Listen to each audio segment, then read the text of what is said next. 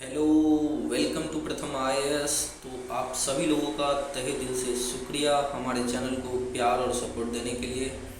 लेकिन फिर हम आपसे रिक्वेस्ट करते हैं कि अगर हमारा सेशन आपको अच्छा लग रहा है तो प्लीज़ हमारे चैनल को सब्सक्राइब कीजिए और दोस्तों के साथ शेयर कीजिए। और डिस्क्रिप्शन में जो आपको लिंक दी गई है टेलीग्राम की, आप उस ग्रुप में ज्वाइन हो जाइए ताकि आपको समय समय पर नोटिफिकेशन मिल सके। तो चलिए आज का जो डिस्कशन है स्टार्ट करते हैं। तो देखिए, जैसे कि आप यहाँ पे देख रहे हैं, huge planet killer asteroid discovered and it is heading our way.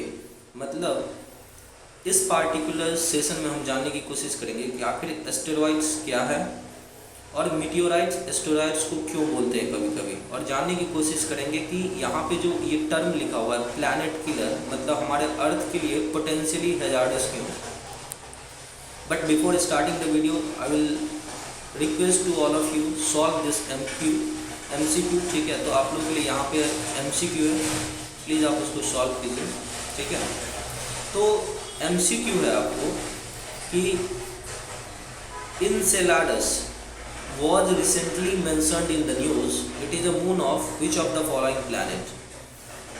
Pause करके आप लोग इस क्वेश्चन को देखिए और ऑप्शंस यहाँ पे दिए हुए, मार्स, मरकरी, वेनस, सैटर्न।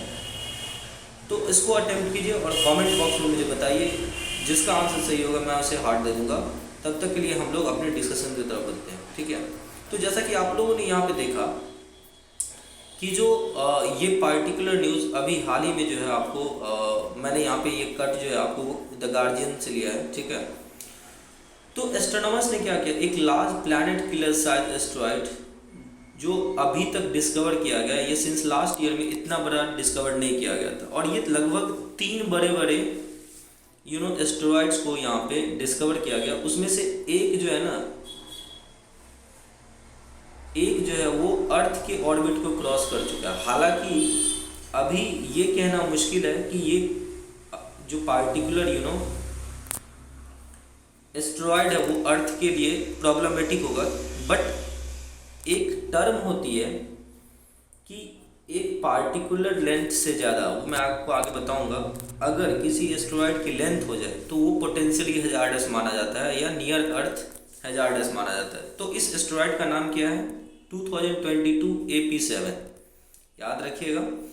और ये ऐसा उम्मीद किया जा रहा है रिसर्चर के द्वारा कि इसको रॉक, इस पार्टिकुलर एस्टेरॉयड से किसी मिशन को जो स्ट्राइक करता है, जैसे आपको पता होगा डार्ट मिशन बेनू एस्टेरॉयड्स पे स्ट्राइक किया गया था और वहाँ से जो है आपको रॉक लेकर के आया। तो यहाँ भी कुछ इसी तरीके का सिचुएशन होने वाला है कि कोशिश किया जा रहा है रिसर्चर्स के द्वारा कि कोई एक ऐसा मिशन भेजे अर्थ और वेनस के बीच में जब ये एस्टेरॉयड आएगी तो। ठीक है, अगर आप बात करोगे तो इस पार्टिकुलर रिसर्च इंस्टीट्यूट जो ऑथर स्कॉट शेफर्ड, उनका कहना है कि अगर ये जो एस्टेरॉयड अगर क्रॉसेस करता अर्थ ऑर्बिट को, ठीक है, और वो ऑलरेडी जो है ना इन तीनों में से एक कर चुका है, दैट इज 2022 AP7, वो इसे क्या बना रहा है, पोटेंशियली हैजार्डस एस्टेरॉयड। देखिए, पोटेंशियली जो हैजार्डस एस्टेरॉयड होता है ना, एक्चुअली में अगर इनकी डिस्टेंस अर्थ से 0.5 एस्ट्रोनॉमिकल यूनिट से कम हो जाए, 0.5 एस्ट्रोनॉमिकल यूनिट, आपको पता होगा सन और अर्थ के बीच में डिस्टेंस कितना होता है, 1 एस्ट्रोनॉमिकल यूनिट। तो अगर इसका 200 टाइम्स अगर कम हो जाए, ठीक है, 200 टाइम्स अगर कम हो जाए तो आप उसे बोल दोगे कि ये पोटेंशियली हैजार्डस एस्टेरॉयड है। अगर इस पार्टिकुलर एस्टेरॉयड के बारे में बात करोगे तो इसकी डायमीटर लगभग 1.1 किलोमीटर टू 2.3 किलोमीटर है, और बोला जा रहा है कि ये जो है ना लार्जेस्ट पोटेंशियली हैजार्डस एस्टेरॉयड है, 2014 से डिस्कवर किया गया, और इसकी काउंटिंग जो है ना आप टॉप के 5% ऑफ लार्जेस्ट एवर एस्टेरॉयड में से आप कर सकते हो। ठीक है, और जैसे मैंने आपको बताया कि any asteroids over 1 kilometre of size is considered as a planet killer, ऐसा ऑथर का कहना है। ठीक है, और वो जो है ना ऑब्जेक्ट स्ट्राइक कर सकता है अर्थ को, और जब अर्थ को स्ट्राइक करेगा तो आपको पता है कि that will lead to a potentially devastating situation. जैसे इसकी जो इम्पैक्ट होगी लाइफ इवन प्रॉब्लमेटिक हो सकता है कि एक्सटिंक्शन भी हो जाए जिस एरिया में हो, ठीक है। साथ ही साथ आपको पता होगा कि डस्ट और पॉल्यूशन किक आउट हो जाएंगे इनटू द एटमॉस्फेयर, और वो बहुत सारे सालों तक जो है ना वो लिंगरिंग करते रहते हैं, भटकते रहते हैं। और साथ साथ ऐसा होता है कि जब अर्थ के एटमॉस्फेयर में डस्ट चले जाएंगे तो वो क्या करेगा, आपको अर्थ के एटमॉस्फेयर से वो जो लाइट आती है सन की उसे ठीक से आने नहीं देगा। That will lead to the cool significantly to the planet, ठीक है। और उससे हो क्या सकता है कि मास एक्सटिंक्शन के भी इवेंट ऐसा हो सकता है, क्योंकि मिलियंस ऑफ ईयर जब डायनासोर्स का एक्सटिंक्शन हुआ था तो ऐसा माना जाता था कि कोई एस्ट्रॉइड्स ही यहाँ पे फॉल किया था। हालांकि इसकी चांस अभी नहीं है कि 2022 के प्रेजेंट में जो है ना ये अर्थ को हिट करे, लेकिन ये अर्थ के ऑर्बिट को क्रॉस कर चुका है और इससे ऐसा माना जा रहा है कि वो कभी भी जो है ना अर्थ की तरफ मूव कर सकता है, ठीक है। अगर आप बोलोगे कि कुछ ऐसे भी प्लैनेट हैं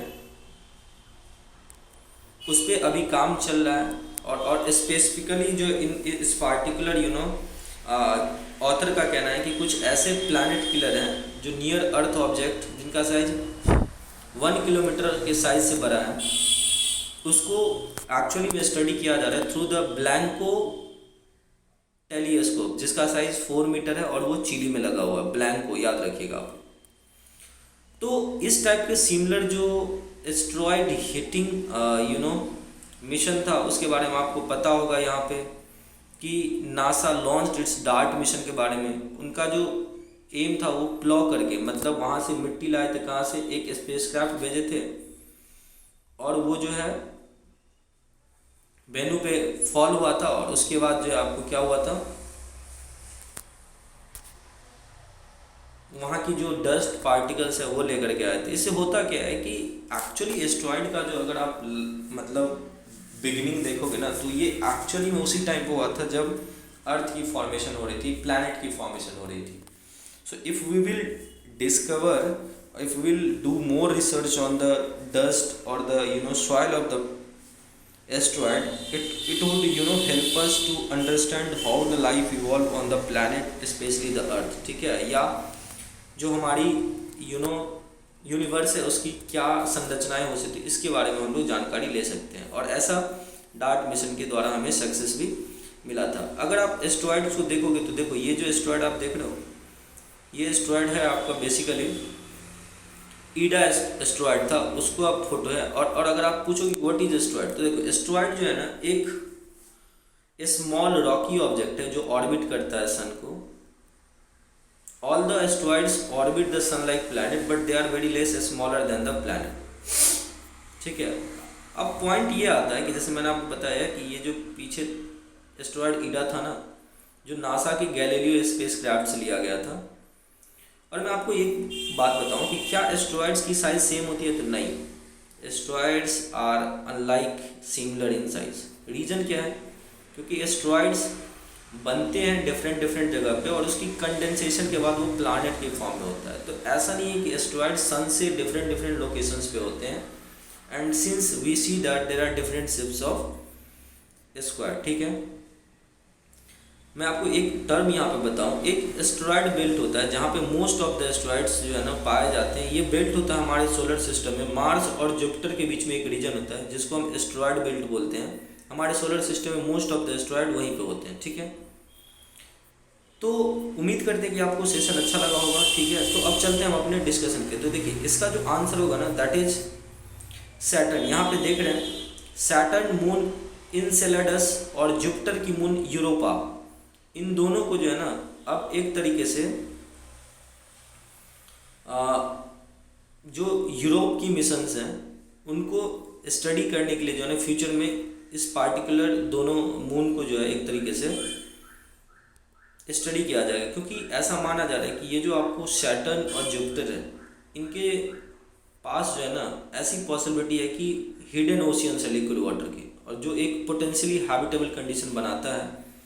हालांकि इन दोनों पार्टिकुलर जो planet that is Saturn and Jupiter, इनके ऊपर एक आइसी कवर अप है, तो आइस को हटा करके अंदर जाना थोड़ी मुश्किलें हो सकती हैं, लेकिन हम इस पार्टिकुलर मून को स्टडी कर ले तो कहीं ना कहीं हमें जो है ना पता चल जाएगा कि क्या दूसरा भी हैबिटेबल जोन अर्थ के बाहर लाइफ है या नहीं है। ठीक है, तो 2006 में एक कैसिनी मिशन थी जो सैटर्न को डिस्कवर करने के लिए जो है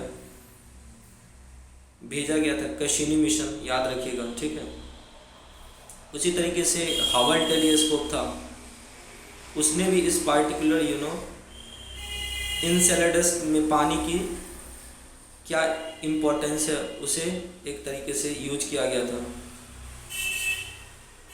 हबल टेलीस्कोप का यूज आपको यूरोपा किसका है तो याद रखिए ये जुपिटर का मून है, उसके लिए भी यूज किया गया था। और नासा की अभी जो है ना ओशियन वर्ल्ड लाइफ सर्वेयर एक डिवाइस होता है जो कलेक्ट करता है सैंपल ऑफ वाटर। जब वो फ्लाई करता है थ्रू द प्लूम्स होता है एक्चुअली में कि जब वाटर्स की स्प्रिंकलिंग होती है वहाँ से, तो इससे क्या होता है कि माइक्रो ऑर्गेनिजम्स या किसी भी पार्टिकुलर मॉलिक्यूल्स की खोज हो जाती है। एक टर्म होता है मीटियोराइट्स। देखिए मैं आप लोग को बताना चाहता हूँ कि जब एस्ट्रॉइड्स बेल्ट से निकल करके जब अर्थ के एटमॉस्फेयर में इंटर कर जाती है तो आपको पता होगा कि since there is a huge variation in the temperature, तो मैक्सिमम एस्ट्रॉइड्स की साइज जल करके छोटी हो जाती है और अंततः जब वो अर्थ पे गिरती है तो एस्ट्रॉइड्स को हम मीटियोराइट्स बोलने लगते हैं। तो बहुत छोटी वाली जो एस्ट्रॉइड्स होती है और जो अर्थ के एटमॉस्फेयर में इन करके अर्थ पे गिर जाती है उसे हम मीटियोराइट्स कहते हैं। और अगर वो एटमॉस्फेयर में रहते रहते जल जाए तो उसे हम मीटियोर्स कहते हैं। तो इसलिए आप कभी कभी सुनते होंगे मीटियोर शावर्स, वो जलता रहता है एक्चुअली। ठीक है, तो most of the asteroids Burns into the earth atmosphere, लेकिन कभी कभी बच के जो है ना वो अर्थ पे गिर जाता है। जैसे कुछ दिन पहले न्यूज़ आया था कि बिहार के मधुबनी डिस्ट्रिक्ट में जहाँ मेरा घर है वहाँ पे ऐसा हुआ था कि मीटियोराइट्स गिरा था। ठीक है, तो उसे अभी कलकत्ता में रखा गया है। तो जब एस्ट्रॉइड्स अर्थ के एटमॉस्फेयर से बाहर ही हो तो उसे एस्ट्रॉइड्स बोलते हैं। जब वो अर्थ के एटमॉस्फेयर में घुस के जल जाए तो उसे मीटियोर शावर बोलते हैं। और जब थोड़ा जला हुआ बच करके अर्थ के ऊपर गिरता है तो उसके मीटियोराइट्स कहते हैं।